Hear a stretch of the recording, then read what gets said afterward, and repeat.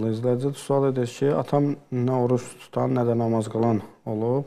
Atam dünyasını dəyişəndən sonra böyük oğla bunlar vacib olurmu? Burada belə deyək ki, müctəhidlər arasında bəzi fərqlər var. Bəzi müctəhidlərə görə ata-ananın qəza namazı ancaq o halda vacib olur ki, normalda sağlığında namaz qılan olur.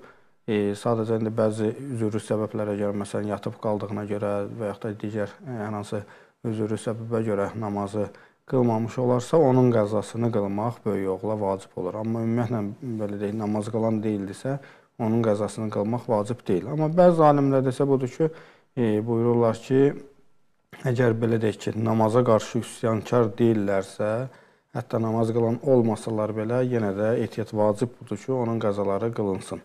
Hətta deyirlər, bəzən deyirlər ki, hətta üsyankar olsa belə, yenə də ehtiyat müstəhəbdir ki, indi vacib olmasa belə, ehtiyat müstəhəbdir ki, onların da qəzaları qılınsın. Amma təbii olaraq, əgər belə deyək ki, üzürlü səbəbə deyək və yaxud da ki, namaz qılan da, amma bəzi namazlarını qəzaya veribsə, bu halda isə təbii olaraq vacibdir ki, buyururlar ki, böyük oğul ata-ananın bu cür qəzalarını yerinə yetirsin.